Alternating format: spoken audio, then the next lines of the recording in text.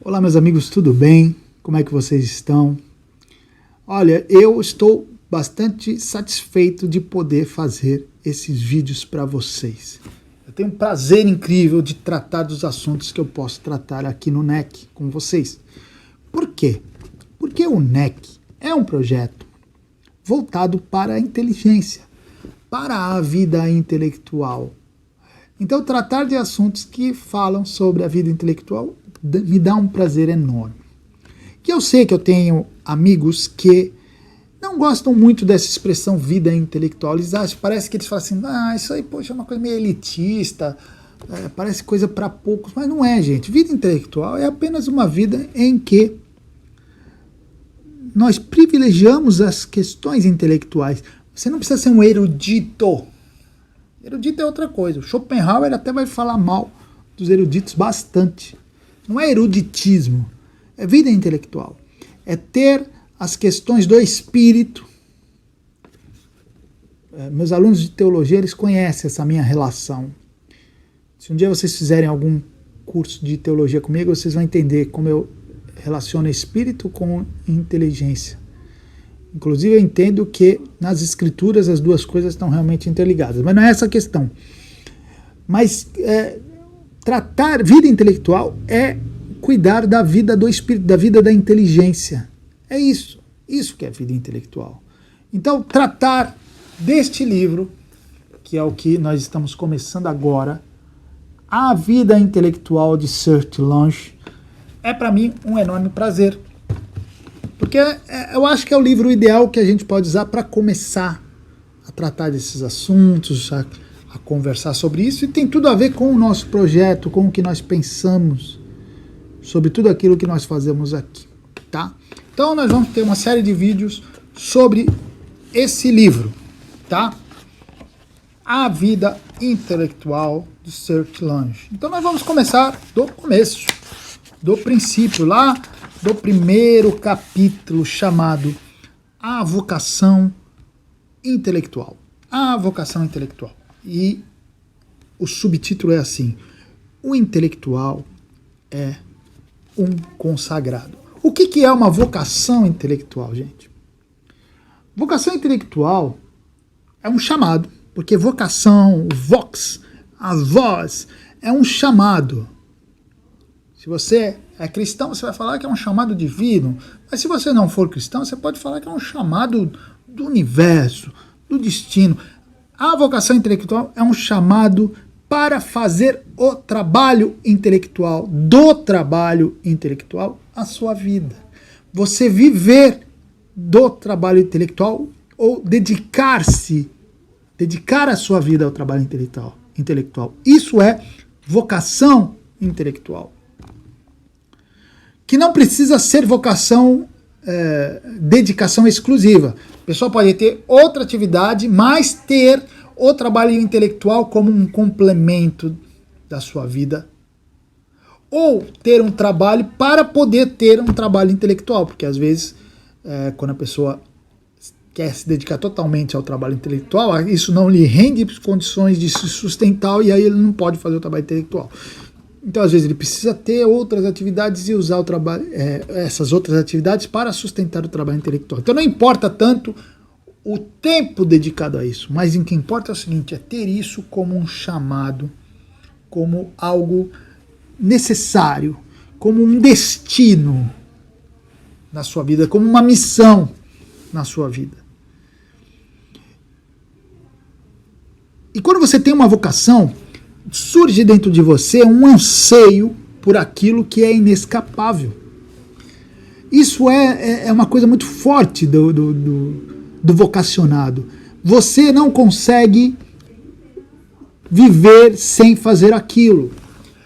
Isso é uma coisa muito importante, muito séria. Eu, por exemplo, eu tenho certeza, eu descobri há anos que eu tenho a vocação para dar aulas. Quando eu falo eu tenho vocação para dar aulas, não quero dizer que eu sou nem um bom professor, não é isso. Devo ser bom de alguma maneira, porque é uma vocação, mas não é isso que eu quero dizer. O que eu quero dizer é que Se eu tenho uma vocação, eu não consigo me ver sem fazer aquilo. Dar aulas para mim é uma coisa que bate lá dentro. É uma coisa que eu preciso fazer. Tanto que várias vezes eu já dei aulas de graça. Estou aqui, várias vezes estou fazendo isso exatamente agora. Estou dando aulas sem cobrar nada. Tenho aulas que eu cobro porque eu vivo disso, eu resolvi viver disso, eu gostaria muito de viver disso, me esforço para viver disso. Mas eu também dou aulas de graça porque eu amo fazer isso. Eu gosto de ensinar até coisas mais nada a ver com o que eu faço. Por exemplo, eu dou aulas, acabei de dar uma aula para as meninas que trabalham com a minha esposa sobre assuntos que não tem nada a ver com o meu cotidiano, mas assuntos que eu mais ou menos conheço. Então eu dei aula para elas e eu adoro fazer isso, não importa, porque eu gosto de dar aulas. Isso é uma vocação. Claro que eu tenho até uma palestra sobre isso que eu falo, eu elenco assim, como identificar uma vocação. Não é só isso, mas isso é algo sério, importante, tem de ter. A vocação intelectual também traz isso. Você tem um anseio, você não consegue se ver sem os livros, você não consegue se ver sem os estudos, você não consegue se ver sem a reflexão sobre os assuntos. Você está entendendo? É um anseio inescapável. Por quê? Por que é um anseio inescapável? Porque boa parte das pessoas não tem isso. Boa parte das pessoas não se preocupam. Boa parte das pessoas não estão nem aí se vão ler, se não vão ler, se tem livro, se não tem livro. Boa parte das pessoas não refletem sobre questões mais importantes da vida, não estão preocupadas com isso. Elas seguem mais ou menos dentro de um planejamento básico e vão em frente. Essas pessoas não têm vocação intelectual, mas você provavelmente tenha. Se você está aqui no nosso meio, provavelmente você tem vocação intelectual e você não consegue se ver sem os livros, sem os estudos, sem as reflexões. Você está entendendo? Isso é vocação. É um anseio inescapável. E sendo um anseio inescapável, ele não se contenta com as superficialidades. Está entendendo? Ora, se isso é uma vocação, eu não vou fazer isso só por cima. Porque leituras esparsas, estudos de internet, isso aí qualquer pessoa faz, dependendo da necessidade, dependendo da curiosidade. Mas o vocacionado intelectual não é assim. A profundidade faz parte dessa vocação. Você vai entrar profundamente em tudo. Tá entendendo? Você vai mergulhar profundamente em tudo. E aí o Sertillange vai falar assim: uma vocação não se satisfaz de modo algum com leituras soltas e trabalhinhos esparsos. Então ele já deu a dica no segundo parágrafo do livro. Olha, não venha com essa de leiturinhas aqui. Então, o vocacionado para a intelectualidade, ele vai fundo. E aí o Sertillange, ele vai mais fundo. Ele fala assim: amigão, prepare-se. Prepare-se para trabalho pesado. Prepare-se para esforço, tá? Se você é um vocacionado, você vai fazer isso. Se você é um vocacionado, você vai fazer isso. Se essa é a sua vocação, você vai trabalhar e vai trabalhar. Eu não vou dizer que é sacrifício. Por que não é sacrifício? Porque se é vocação, você vai ter satisfação nesse trabalho. Você vai suar, vai cansar, às vezes não vai estar afim, tudo bem. Mas em geral aquilo vai te satisfazer, porque faz parte da sua vocação. Esse trabalho pesado faz parte da sua vocação e você vai fazer com gosto, com esforço, mas com gosto. É como o esportista. O esportista, ele faz aquilo ali. Eu fui esportista durante o tempo, não era vocacionado. Aliás, vamos lá. Eu até poderia ser, eu era um bom jogador de futebol, um bom goleiro. Joguei no São Paulo, depois joguei no Santos, fui capitão do time, fazendo jabazinho da minha juventude. Até os 16 anos eu fui. Tenho fotos para provar, tá bom? Fotos que provam isso. Capitão do time lá do Santos. Ninguém é capitão se é grosso não, tá? Você tem que ser bom. Então eu era capitão, gostava de futebol, vivia daquilo. Até a minha adolescência praticamente só pensava em futebol. Mas qual era o problema? Eu não suportava a rotina do futebol. Eu não suportava o meio futebolístico. Eu não suportava tudo que envolvia. Então, me esforçar nos treinos, aquilo para mim era pesado, era difícil. Eu não gostava. Por isso que eu digo, parece, quem me visse jogando, capitão do time, goleiro, pá, é vocacionado. Mas eu não era. Porque tudo em volta para mim era sacrificante demais. Então, o estudo, a leitura para você, se você é um vocacionado, não é tão sacrificante. Há um esforço. É pesado, depende de suor, dedicação, mas não pode ser um sacrifício insuportável. Não pode ser um sacrifício insuportável porque você é vocacionado para isso, então você vai fazer isso com prazer. Um prazer que vai lhe causar dor nos olhos, canseira, mais prazer. A satisfação de estar cumprindo com a sua vocação. Isso é muito importante. Qual é o objetivo da vocação intelectual, gente? Por que nós estamos aqui? Por que nós lemos? Por quê? O que nós estamos buscando? O objetivo qual é? O objetivo é a verdade. É a verdade. Nós buscamos a verdade. É isso que nós estamos buscando. Nada mais do que isso. Nada mais do que isso. Quando eu falava isso para os meus alunos de teologia, também causava confusões na cabeça deles. Porque eu falava para eles assim, qual é a função da teologia? A verdade. Ah, mas isso não é da filosofia? Meu amigo, se a teologia não buscar a verdade, ela não serve para nada. Se a ciência não buscar a verdade, ela não serve para nada. Então toda a vocação intelectual é a busca da verdade no fim das contas. Então nós também estamos buscando a verdade. E vamos trabalhar bastante para encontrar essa verdade. E o ponto do Sertilange é o seguinte, é a verdade que é o seu objetivo. Então você vai ter que trabalhar, vai ter que se esforçar, correr atrás, suar para encontrar a verdade. Não tem essa de ler um capítulo de um livrinho, ler um PDFzinho e tal, eu já sei. Não! O vocacionado intelectualmente, ele não pensa assim. O vocacionado, ele quer a verdade e vai se esforçar por ela. E aí vem uma das frases mais interessantes do Sertilange, que é quando ele fala assim, a verdade só está a serviço dos seus escravos. Eu adoro essa frase.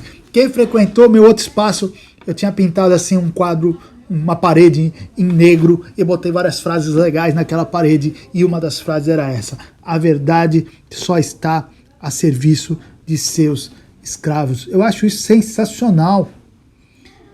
A verdade, ela se põe para mim, mas eu preciso, para que ela se ponha para mim, eu preciso me escravizar, servi-la, buscá-la, querê-la com todas as minhas forças.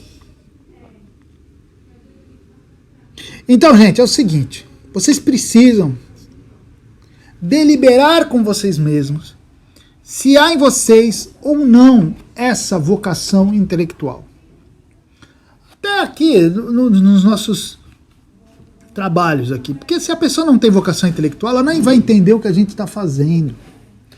Ela não vai entender esse projeto, ela não vai entender nada, porque não é a vocação dela. Não é a vocação dela. E como é que você identifica isso? O gosto, você gosta disso? Já é um indício. Já é um indício. Se você gosta de ler, se você gosta de pesquisar, de estudar, é um indício. A única coisa que precisa para você ter certeza é você verificar se esse indício se alia a um chamado. A um chamado. E se você, com esse chamado, se tudo que envolve essa vocação, você suporta com gosto.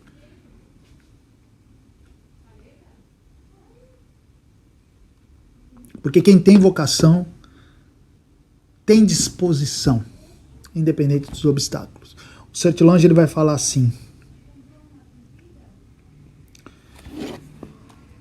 Ele vai falar assim. Ele cita, né, a frase conhecida: o gênio é uma longa paciência, mas uma paciência organizada e inteligente.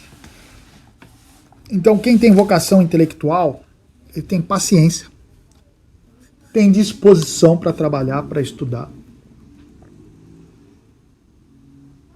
E ele tem a dedicação para fazer isso de maneira razoavelmente, pelo menos metódica, sistemática. Isso é uma outra coisa da vocação intelectual. A pessoa pode ler, passar o dia lendo e não ter vocação intelectual. Ela pode usar os livros apenas como entretenimento, como preenchimento de tempo, como algo para satisfazer sua curiosidade. Ela tem curiosidade de saber, mas ela não é vocacionada intelectualmente. Porque para ter a vocação precisa ter algum método, precisa ter alguma direção, você precisa ter alguma organização. Então o Sertilanger vai falar disso. A vocação intelectual, ela depende também disso. Ela tem que ser organizada, paciente, organizada e inteligente.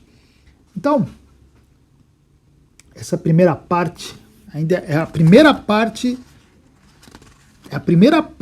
do primeiro subitem do primeiro capítulo. No próximo vídeo eu vou falar do segundo subitem. Mas aqui nesse primeiro subitem, o ponto é esse. É quase um chamado para nós olharmos dentro de nós mesmos e nos perguntarmos se a vida intelectual é realmente mesmo a nossa vocação. Eu acho que com tudo que nós falamos aqui, já é possível pelo menos a gente tirar uma boa conclusão disso. Tá bom, gente? Acho que por hoje deu. Até o próximo vídeo. Até mais.